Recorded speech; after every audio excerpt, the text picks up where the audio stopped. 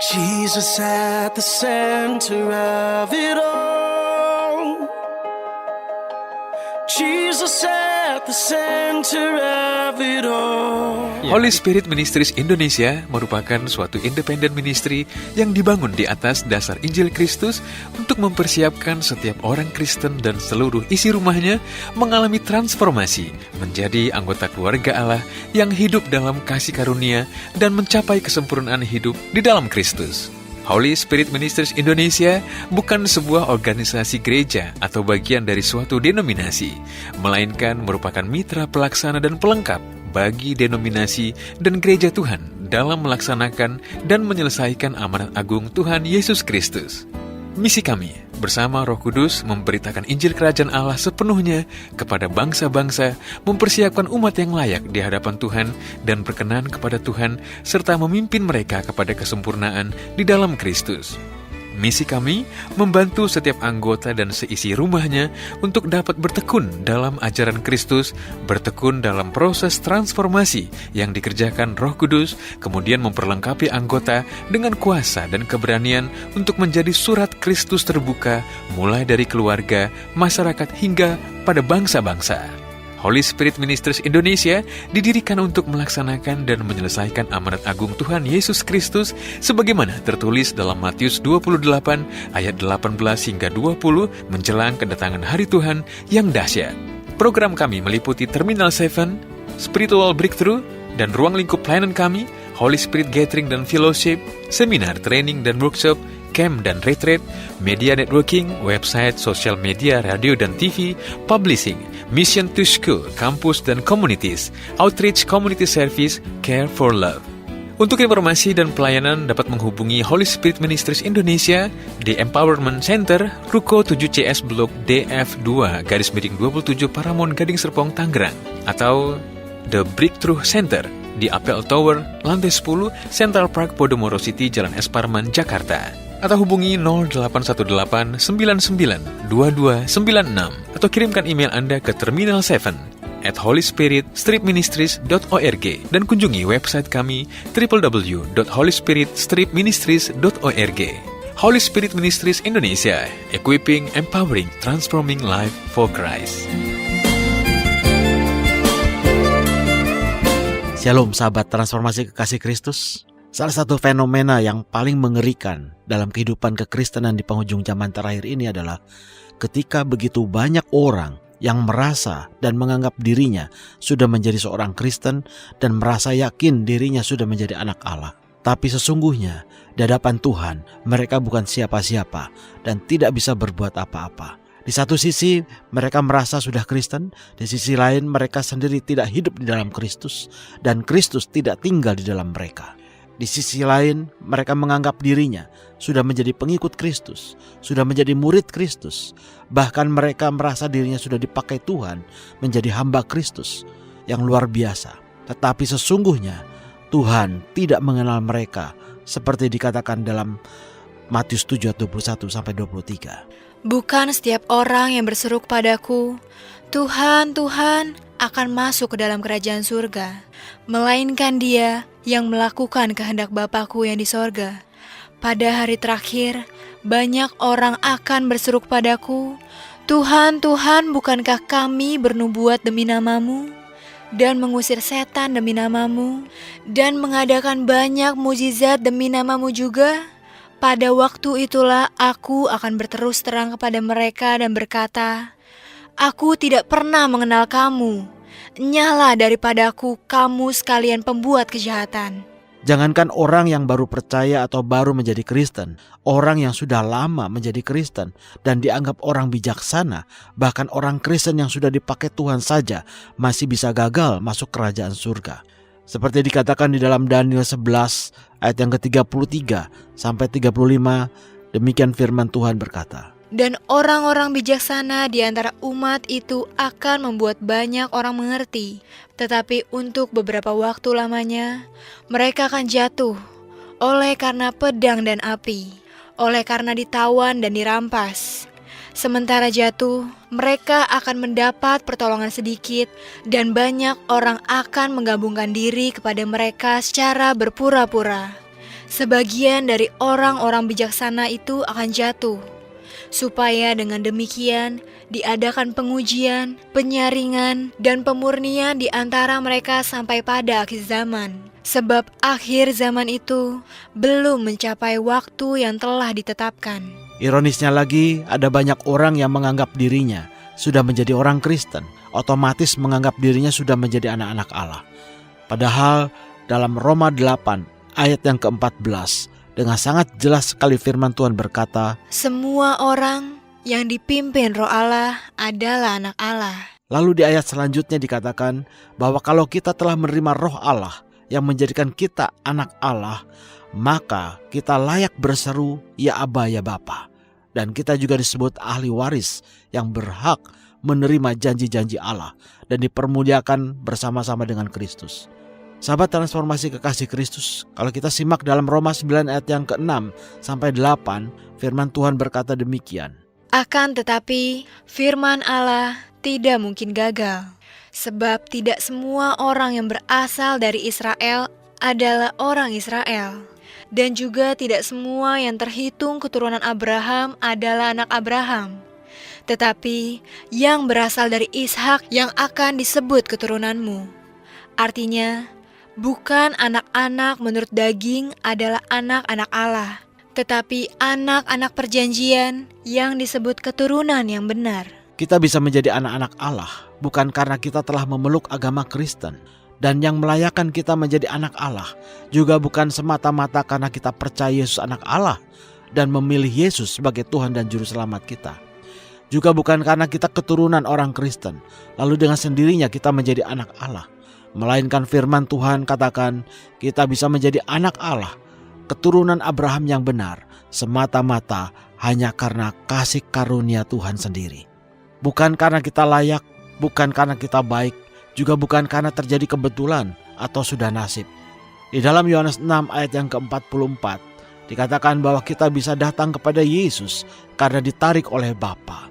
Dalam Roma 9 ayat yang ke-11 firman Tuhan berkata demikian. Sebab waktu anak-anak itu belum dilahirkan dan belum melakukan yang baik atau yang jahat, supaya rencana Allah tentang pemilihannya diteguhkan, bukan berdasarkan perbuatan, tetapi berdasarkan panggilannya.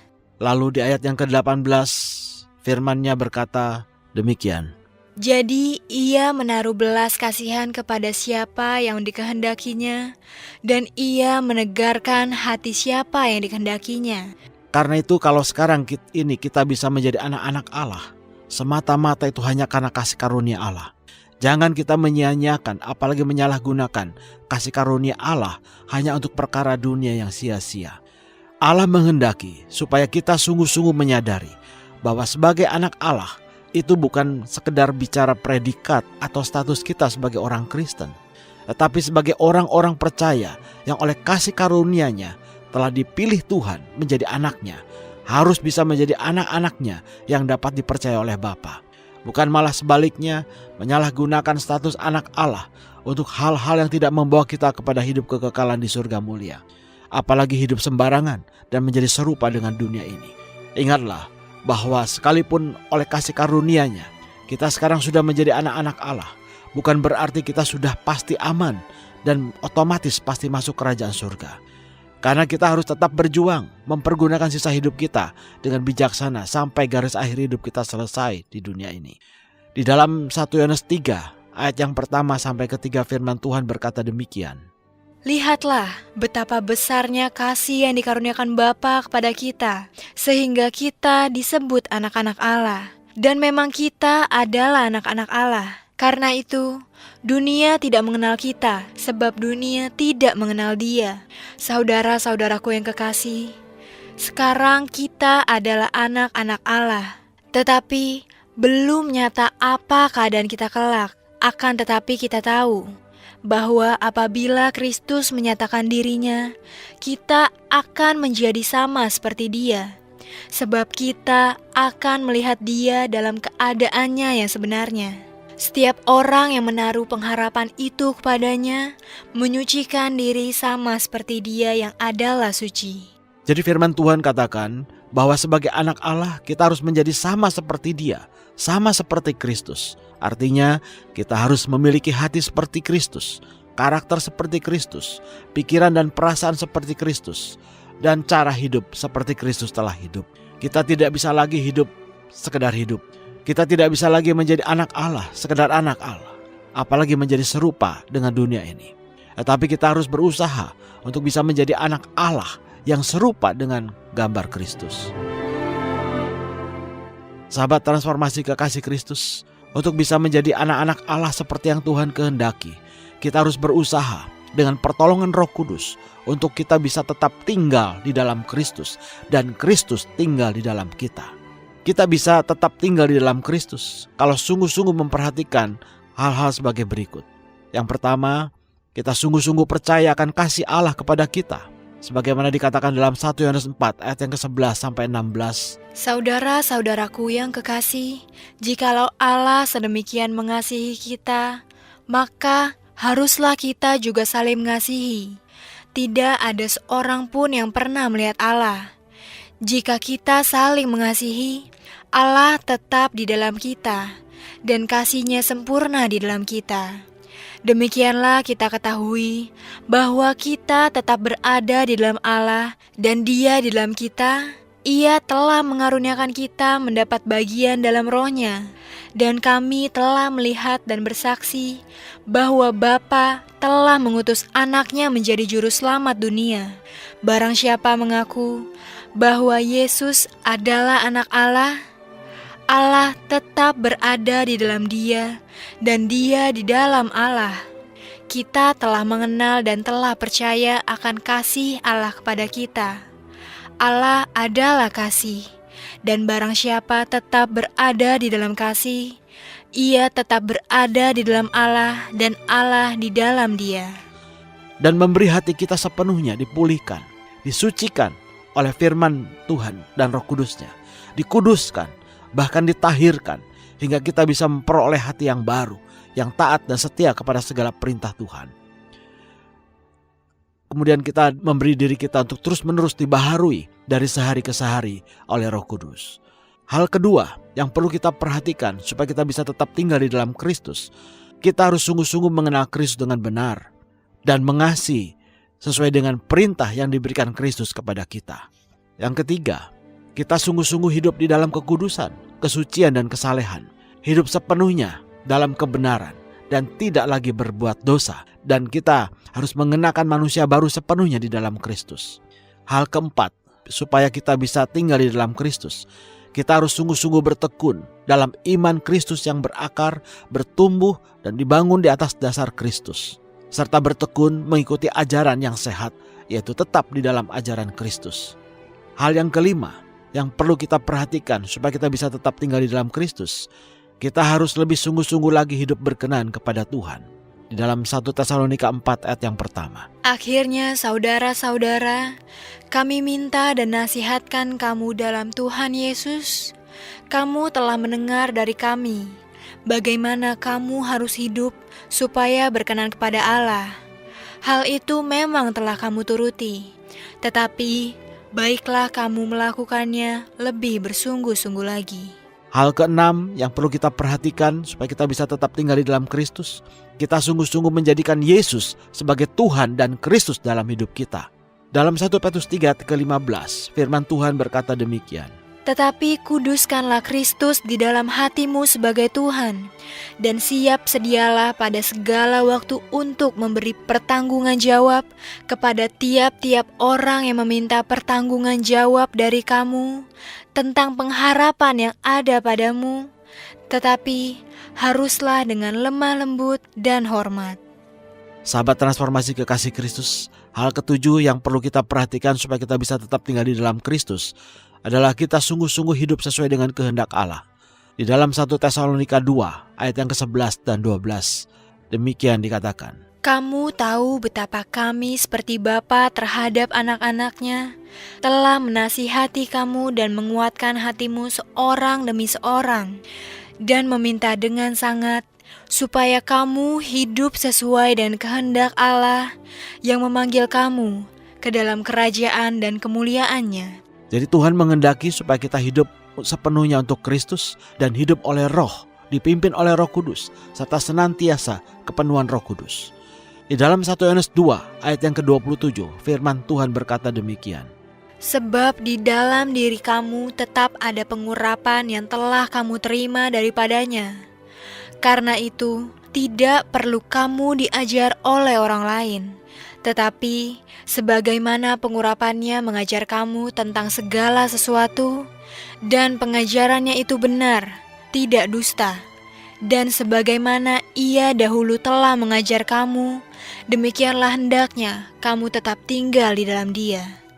Sahabat Transformasi Kekasih Kristus, hal ke-8 yang perlu kita perhatikan supaya kita bisa tetap tinggal di dalam Kristus adalah kita sungguh-sungguh minta agar hati kita penuh hikmat dan pengertian, seperti tertulis di dalam Kolose 1 ayat ke-9 sampai 12.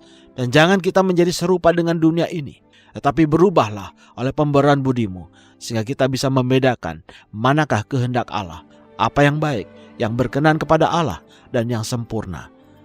Sahabat Transformasi Kekasih Kristus, marilah kita pergunakan sisa waktu hidup kita dengan bijaksana, berusaha menyempurnakan hidup kita sebagai seorang Kristen yang hidupnya benar di hadapan Allah, dan menjadi anak Allah sebagai bagian dari keluarga Allah yang memiliki hak waris kerajaan Allah. Jangan biarkan hidup kekristenan kita menjadi sia-sia. Jangan menjadi orang Kristen yang sekedar percaya, apalagi hanya sekedar mempraktekkan hidup kekristenan kita sebatas keagamaan. Karena tujuan akhir hidup kita yang sesungguhnya sebagai orang Kristen adalah mencapai kesempurnaan di dalam Kristus. Inilah waktunya untuk kita rela memberikan diri kita dipimpin oleh Roh Kudus dan berjalan bersama Roh Kudus, mengalami transformasi seutuhnya di dalam kehidupan kita sebagai orang Kristen zaman terakhir. Salam transformasi. Tuhan Yesus memberkati kita semua. Bapa dalam surga, dalam nama Tuhan Kristus kami bersyukur untuk kasih anugerah-Mu Tuhan.